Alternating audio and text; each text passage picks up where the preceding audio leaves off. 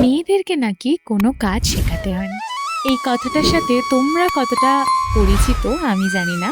তবে আমি কিন্তু বেশ খানিকটা পরিচিত। আসলে কেন এই কথাটা বললাম? চলো তোমাদের সাথে এই ভিডিওতে শেয়ার করি। আসলে ছোট থেকেই আমার একেবারেই কাজ করতে ভালো লাগতো না। কাজ মানে কি জানো? এই যে আমার বয়সী আমি সবাইকে দেখতাম যে কলেজ আসার আগে স্নান করে, পুজো করে অনেকে তো রান্না-বান্না করেও কলেজ আসতো। বাট আমার একেবারেই ভালো লাগতো না।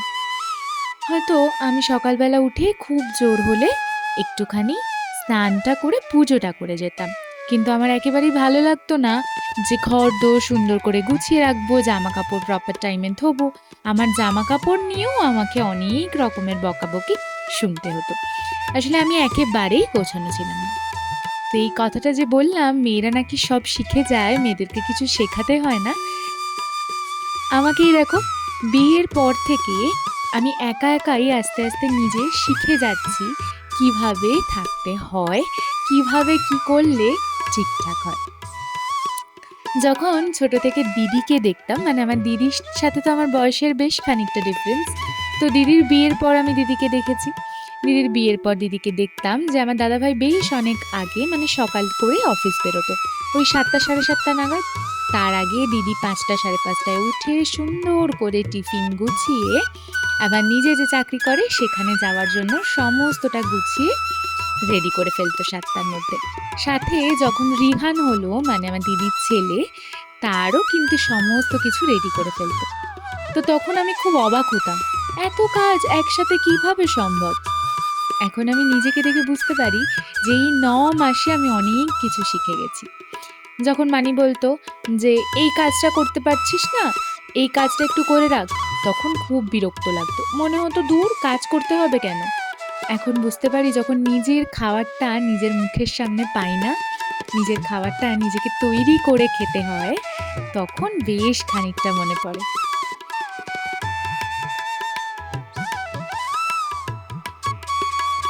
এখন আমি বেশ সকালবেলা করে ওঠার চেষ্টা করি মাঝে সাঝে, প্লাস চেষ্টা করি যে নিজের কাজগুলো কিভাবে করব, যেইভাবে করলে আমার ঠিকঠাকভাবে টাইম ম্যানেজমেন্ট হবে। আমি যখন প্রথম এখানে আসি, একা একা একেবারেই ম্যানেজ করতে পারতাম না। মানে ওই ধরো, সকালবেলা ঘুম থেকে উঠতে 10টা 11টা বেজে যেত। তারপর উঠে কি টিফিন করব, কি রান্না বান্না করব, কিভাবে টাইম ম্যানেজমেন্ট করব, এটা বুঝতে পারতাম না। আর সত্যি কথা বলতে আমার একটা সমস্যা কিন্তু সারা জীবনই রয়েছে, প্রপার টাইমে না খাওয়া দাওয়া করা। প্রপার টাইমে না খাওয়া দাওয়া করলে আমার কিন্তু বেশ কিছু শারীরিক সমস্যা হয়। কিন্তু তবুও আমি কিছুতেই ম্যানেজ করে উঠতে পারতাম না, কারণ আর্ধেক রান্না-বান্না আমি না তো জানতাম আর নাই তো করতে পারতাম। তবে এই 9 মাসে আমি আস্তে আস্তে নিজেকে অনেক কিছু শিখিয়েছি এবং অনেক কিছু নিজেকে বোঝাতে পারছি যে কিভাবে করলে সেই টাইম ম্যানেজমেন্টগুলো ঠিকঠাক হয়। এখন আমি সকালবেলা উঠে রান্না-বান্নাও করতে পারি মোটামুটি, প্লাস নিজেদের যে খাবারগুলো এবং নিজেদের যে দরকারগুলো সেগুলো মেটাতে পারি। প্রথম কিন্তু একেবারেই পারতাম না।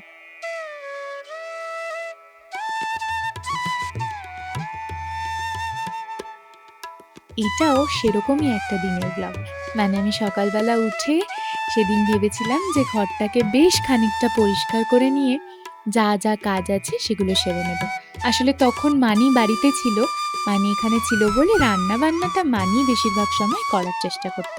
কারণ মানি বলত যে, "তুই তো এরপরে আবারই করবি, থাক এই কদিন আমিই করে।" তো তাই আমি বেশিরভাগ সময় মানি থাকাকালীনই ঘরদোর গুছিয়ে নেওয়ার চেষ্টা করতাম। কারণ তখন যদি গুছিয়ে নিই, মানি চলে যাওয়ার পরে আমার খুব একটা কষ্ট হবে না। এই দুটো ব্ল্যাঙ্কেটই বাইরে বার করাই রয়েছে। আসলে কি বলতো? এই যে ব্ল্যাঙ্কেটটা এখন যেটা ভাঁজ করছি, এটা বেশ খানিকটা মোটা। আমাদের এখানে তো সেরকমভাবে ঠান্ডা পড়ে না, তো লাগে না। বাট এই যে সরুটা দেখছো, মানে এই যে দোহারটা, এইটা আমাদের সারা বছর লাগে। তো তাই জন্য এই দুটোই এখনো বাইরে বার করাই রয়েছে।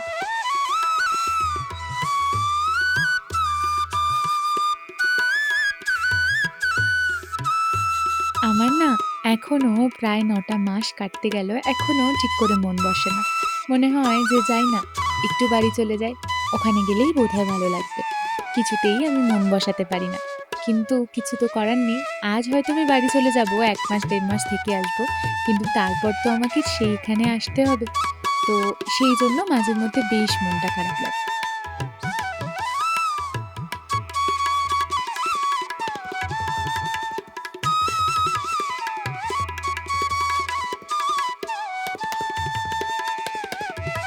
তবে এখন আস্তে, আস্তে নিজের সাথে নিজের সময় কাটানোর চেষ্টা করি। যখন মনে হয় ভালো লাগছে না, বিভিন্ন রকম গল্পের বই পড়া, তারপরে ধরো নিজের হাতের কাজ করা, এগুলো করতে থাকি। ১ম এসে তো বুঝতেই পারতাম না যে কি করব? কি করে সময়টা কাটবে? আচ্ছা, তোমরা তোমাদের ফ্রি টাইম গুলোতে কি করো?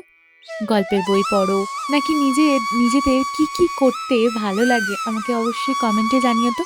তাহলে আমিও না হয় সেগুলো চেষ্টা করব।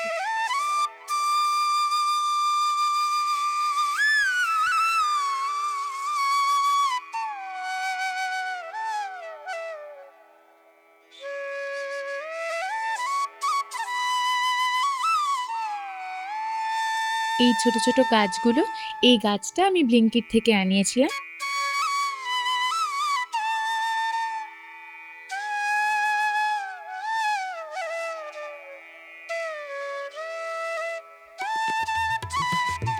এই আয়নাটা জানো তো আমার ভীষণ পছন্দের।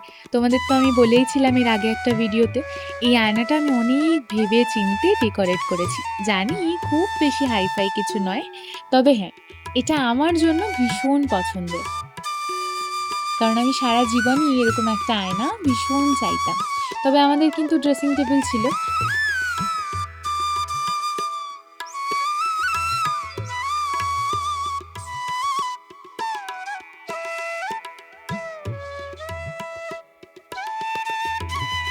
এই মানি প্ল্যান্টটা কিন্তু সেই ১ম থেকে আমার সাথে আছে। মানে আমার এখানে আসার বেশ কয়েকদিন পরে আমি এই মানি প্ল্যান্টটা কিনি। কিন্তু এখনও মানি প্ল্যান্টটা একদম ঠিকঠাক রয়েছে।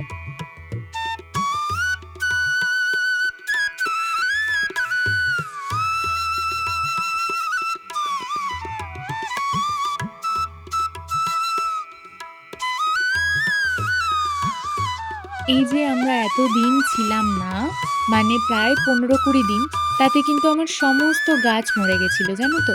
কিন্তু এই একটা মাত্র মানি প্ল্যান্ট যেটা কিন্তু নেতিয়ে গেছিল, আর কিছুদিন বাদে এসে যখন জল দিলাম, একদম সতেজ হয়ে গেছিল।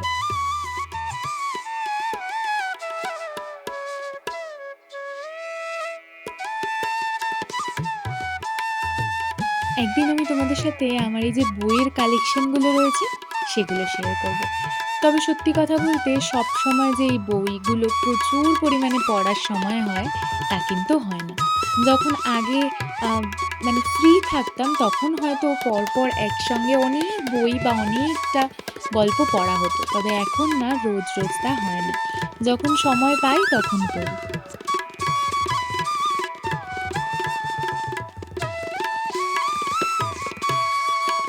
তবে এই যে বইগুলো দেখছো, এই বইগুলো কিন্তু কোনোটাই আমি একদিনে কিনিনি। আস্তে, আস্তে করে বইগুলো কিনেছি। ওই যে বললাম ১ম যখন আমি এখানে আসি, তখন জানো তো আমাদের গ্যাস ছিল না। মানে গ্যাস ছিল না মানে গ্যাসটা শেষ হয়ে গেছিল। আর যেহেতু রোহান বাড়ি চেঞ্জ করেছিল, তাই জন্য গ্যাসের কানেকশনটাও আসতে সময় লেগেছিল। তখন আমি বেশ অনেকদিন পর অনেকগুলো বই টুকটাক দেখে যেগুলো কিনেছিলাম, সেগুলো আস্তে, আস্তে পড়তাম। কিন্তু এই যে একেবারে যবে থেকে গ্যাসটা চলে এলো, আমার এই সমস্ত কিছু আস্তে, আস্তে কমে গেল। আসলে রান্না-বান্নার দিকে গেলে না সবসময় সময় করে উঠতে পারি না।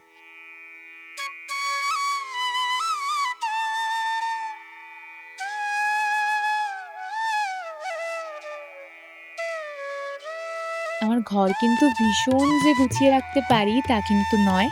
তবে চেষ্টা করি একটু গুছিয়ে রাখার।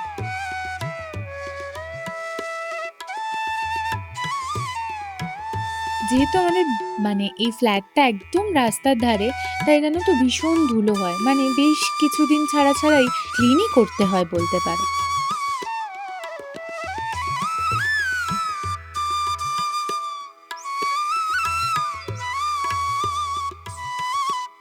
আস্তে, আস্তে আমি এই কয়েক মাসে অনেক কিছু শিখেছি।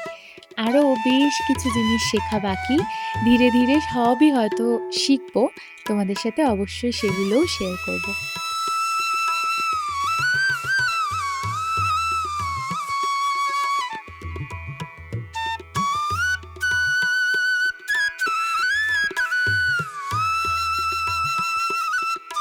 আচ্ছা, এই যে গাছটা তোমরা এখানে দেখতে পাচ্ছ, জুঁই ফুলের না বেলি ফুলের যাই হোক, তোমাদের দেখে এটা দূর থেকে মনে হচ্ছে যে এটা আসল নয়? এই গাছটা আসল নয়। একটা হাসির কথা বলি। এই গাছটা আমি যখন অর্ডার দিই, আমি ১ম এ এইটা ভেবে অর্ডার দিয়েছিলাম যে এটা বেশ খানিকটা বড় সাইজের। আর আমি খেয়াল করিনি যে এটা আর্টিফিশিয়াল। তো আমি এটা অর্ডার দিয়ে দিই। তারপর যখন আসে দেখলাম যে সাইজে তো বেশ খানিকটা ছোট, প্লাস এইটা কিন্তু আসল গাছ না। তো সেদিন আমি আ যখন দেখেছিলাম তবে গাছটা কিন্তু ভীষণ রিয়ালিস্টিক। দেখতে কিন্তু ভীষণ সুন্দর লাগছিল।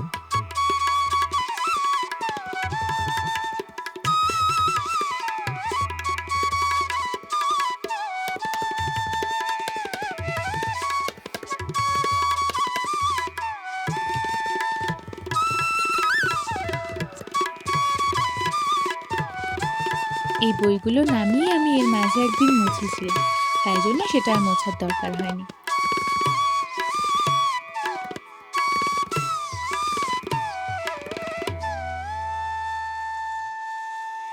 তারপরে বাইরে চলে গেছিলাম আমার এই গাছগুলোর কাছে। এই গোলাপগুলো কি সুন্দর ফুটেছে আর কামিনী ফুল ফুটেছিল সেইটারই গন্ধ শুঁকছিলাম।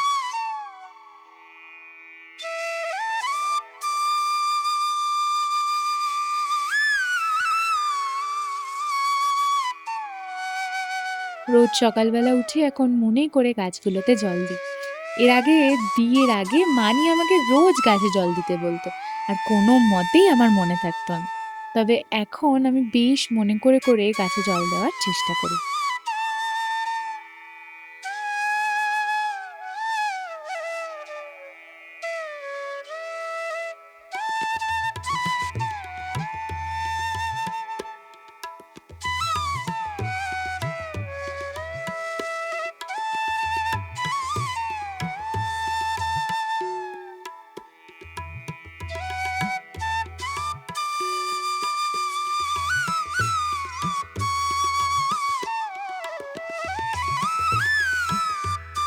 আচ্ছা, আমার গাছগুলো কেমন লাগছে অবশ্যই কমেন্ট করে জানিও। অলরেডি তোমরা আমার ব্লগে হয়তো গাছগুলো দেখেইছো। তাও এই যে ফুল ফুটেছে তারপরে কেমন লাগছে সেটা কিন্তু অবশ্যই কমেন্ট করে জানিও। আজকের ব্লগটা এতটাই। দেখা হচ্ছে নেক্সট ব্লগে।